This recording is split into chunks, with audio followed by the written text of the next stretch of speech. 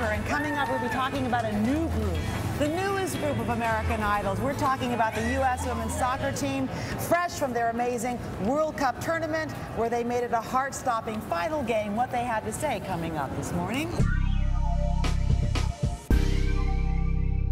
Coming up, the U.S. women's soccer team graces our studio. Well, the U.S. Women's World Cup soccer team enjoyed a hero's welcome when it returned home from Germany Monday. And why not? The team's nail-biting loss to Japan Sunday broke the tweeting record set by the death of Osama bin Laden.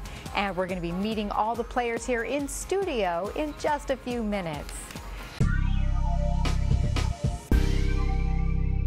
When we come back, goal-oriented, the U.S. women's soccer team in our studio, all fired up even after a tough loss at the World Cup. We'll talk to them right after this.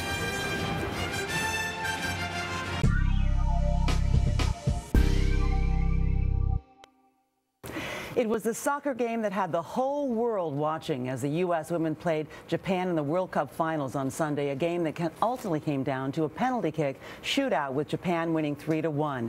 But the U.S. women are still America's team, and they're all here this morning. We've got defender Christy Rampone. She is the team captain. Abby Wambach plays forward, and Hope Solo is the goalie. Good morning to all of you. Good morning. So you brought U.S. women's soccer to a whole new level of cool. Everyone was watching. The president was watching, even tweeting. In fact, I understand that this broke the record for the number of tweets per second, even eclipsing the royal wedding. What is your reaction?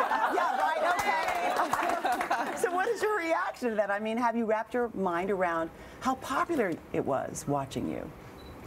I don't think we've captured it all yet. You know, just being over there in Germany and, you know, hope to be inspiring to everyone at home. And now we realize we were there, and, you know, the hearts on these girls, you know, the 21 players here, the determination.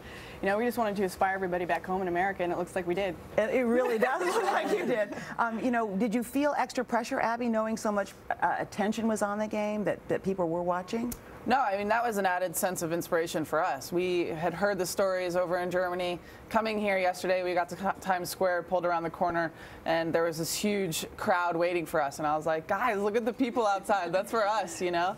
And we were just so humbled by the fact that our country got behind us. Obviously, we wish we could have brought home the cup, but I think we did it in an inspirational way. I think that we made ourselves proud, and hopefully we made everybody else proud. Are you mad that it came down to a penalty kick? Maybe I should ask you, Hope. I mean, are you mad about that? Because, I mean, you guys played with so much heart, and this is the thing, that they had watched you do penalty kicks. You had not seen them do penalty kicks. You know, I think in a major tournament, it is so difficult to win two very dramatic games in that kind of fashion. So when it came down to penalty kicks, we had given everything we had in the last penalty kick shootout against Brazil. So I knew it was going to be difficult this time around. But, you know, we gave our best game in the final. It was a possession-oriented game, and for so long we had heard, you know, that the American team has a great defense, but they go long, they look for Abby's head. But in the final, we came out with an attacking spirit, and I think we showed America everything that they finally wanted to see in a final. As hard as this loss was for you, we saw the disappointment on your faces. When you hear how exciting it was for Japan after the earthquake, the tsunami, the nuclear disaster there, what goes through you? Does that give you a kind of compensation to your sense of loss? Yeah, I think Hope, she was quoted as saying, you know, sometimes, and maybe this is best for the Japanese people, and it's hard for us. Obviously, we wanted to win, but if our sacrifice in not winning is going to uplift an entire nation in terms of what they've gone through in the last few months with the disasters, we're proud to have been on the other side of the field. They're a great team.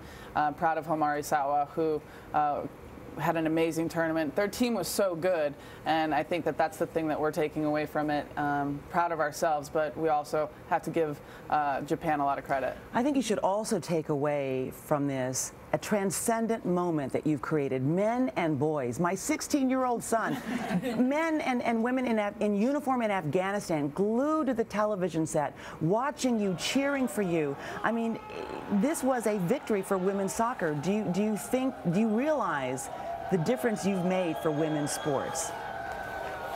Absolutely. I think it's clear that you know, we play with so much pride and so much spirit and so much passion, and I think that's the American spirit, and I think people really grasped on to that, and they wanted to jump on the bandwagon and follow it, because truly this country loves winners, and although we didn't bring the cup home, we're a team full of a winning attitude, and we have winning spirit, and we play with so much passion and so much pride, and I think the country really enjoyed watching. And you've got daughters, Christy. Yes, I mean, so this is particularly poignant for you. Yeah, in this I mean, regard. it was definitely amazing to finish off a tournament like that and just be able to go home to two little girls smiling and inspiring the youth, you know, and hopefully everyone, you know, jumps on board and enjoys the sport of soccer and really appreciates what, you know, these 21 girls have done for the sport. Yeah, you're not done. London Olympics coming. You guys ready? All right, you're already ready? Maybe you should take a break first. It's great to see all of you. Thanks so much for getting up early and hanging out with us. Thanks. Bravo, bravo.